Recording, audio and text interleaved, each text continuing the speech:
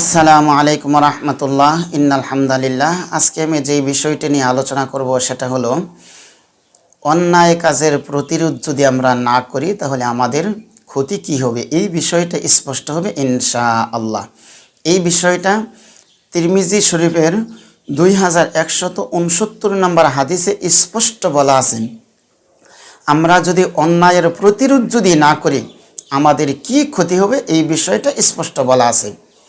নবী করিম সাল্লাল্লাহু আলাইহি ওয়াসাল্লাম বলেন, ওই সত্তার কসম, মানে আল্লাহ তাআলার কসম, যার হাতে আমার প্রাণ, তোমরা সৎ কাজের আদেশ করবে, অন্যায় কাজের প্রতিরোধ করবে, মানে যেখানে অন্যায় দেখবে সেখানেই প্রতিরোধ করবে। আল্লাহর রসুল বলেন, তোমরা সৎ কাজের আদেশ যদি না করো, অন্যায় কাজের প্রতিরোধ যদি না করো, তখন তোমাদের কি ক্ষতি হবে? ক্ষতিটা হলো তোমাদের উপর গজব চলে আসবে, তোমাদের উপর শাস্তি চলে আসবে। শাস্তি যখন চলে আসবে তখন তোমরা যতই আল্লাহর কাছে দোয়া করো, হে আল্লাহ আমাদেরকে মুসিবত থেকে উদ্ধার করো, এই গজব থেকে উদ্ধার করো, এই শাস্তি থেকে উদ্ধার করো, এই জালিম সরকার থেকে উদ্ধার করো, তখন আর কোনো দোয়া আল্লাহ তাআলা কবুল করবেন না। কার সৎ কাজের আদেশ, অন্যায়ের প্রতিরোধ আমরা করি না। শক্তি সামর্থ্য থাকা সত্ত্বেও আমরা অন্যায়ের প্রতিরোধ করি না, এই জন্য দোয়া করলেও কোনো লাভ হবে না। বর্তমানে এমন একটা পরিস্থিতি দেখা যায় যে সমাজের ভিতরে যারা দাড়ি টুপি জুব্বা পরেন, আমরা তাদেরকে কিন্তু সর্বোচ্চ চূড়ায়, সর্বোচ্চ পর্যায়ে, সর্বোচ্চ হকদার মনে করে, কিন্তু আলেম সমাজদের ভিতরে কিছু এরকম আছে, দেখা যায় দাড়ি টুপি পাগড়ি জুব্বা, যেখানে সমস্ত ওলামায়ে কেরাম এক, সেখানে তারা বিভিন্ন রকম ফতোয়া দিয়ে যে ইসলামী দলকে ভোট দেওয়া জায়েজ নেই, ওই দলকে ভোট দেওয়া জায়েজ নেই।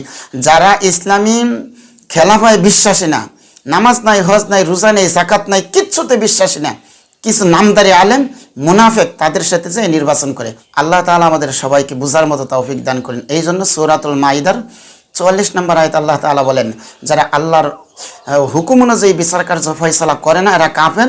45 নম্বর আয়াতে বলছেন, এই যারা আল্লাহর হুকুম অনুযায়ী বিচার কার্য ফয়সালা করে না এরা জালিম। 47 নম্বর আয়াতে একই কথা বলেছেন, সূরা মাইদার 47 নম্বর আয়াতে একই কথা বলেছেন, যারা আল্লাহর কোরআনের বিধিবিধান অনুযায়ী, নিয়ম অনুযায়ী ফয়সালা করে না, হুকুম অনুযায়ী ফয়সালা করে না, এরা হলো ফাসেক। যে আলেমগুলা দাড়ি টুপি জুব্বা থাকা সত্ত্বেও ইসলামী দল পছন্দ হয় না, ইসলামী শরিয়া আইনে বিশ্বাসী না, শরিয়ান ভালো লাগে না, এরা তো মুনাফেক। মুনাফেকদের কোনো ফতোয়া নেওয়া জায়েজ নেই। আল্লাহর রসুলের যুগে আব্দুল্লাহ ইবনে উবাই, সেও কিন্তু মুনাফেক ছিল। বর্তমানেও কিন্তু অনেক মুনাফেক আছে। এই সমস্ত মুনাফেক আলেম থেকে, মুনাফেক হাফেজ মাওলানা আলেম মুফতি সাহেব থেকে, এদের ফতোয়া থেকে বেঁচে থাকার মতো তৌফিক দান করুন। তাহলে এই হাদিসের শিক্ষা হলো কি? আল্লাহর রসুল বলেছেন, ওই সত্তার কসম, যার হাতে আমার প্রাণ, তোমরা সৎ কাজের আদেশ করবে, অসৎ কাজের প্রতিরোধ করবে। এখন আমরা যারা আলেম অসৎ কাজের প্রতিরোধ করব কি? আমরাই নিজেরাই অন্যায় কাজে জড়িত, প্রতিরোধ করব কি? আর বিভিন্ন সুন্দর সুন্দর তেলতেলা মশলা দিই, যেখানে আমার পকেট ভরবে, পকেট গরম হবে, এই সমস্ত মশলা দিয়ে জাতিকে, সমাজের মানুষকে ধোঁকা দিয়ে আমরা দেখা যায় আমাদের ফায়দা হাসিল করতেছি। আল্লাহ রাসূল সেটাই বলেছেন, সৎ কাজের আদেশ করবে, অসৎ কাজের প্রতিরোধ করবে। যদি তোমরা না করো তোমাদের উপর গজব চলে আসবে। 4 নাম্বার আল্লাহর রাসূল বলেন, যখন গজব চলে আসবে তখন আর তোমাদের দোয়া কবুল হবে না। আল্লাহ তাআলা আমাদের সবাইকে সৎ কাজের আদেশ, অন্যায়ের প্রতিরোধ করার মতো এবং মুনাফেক আলেমদের থেকে বেঁচে থাকার মতো তৌফিক দান করুন। আসসালামু আলাইকুম ওয়া রাহমাতুল্লাহ।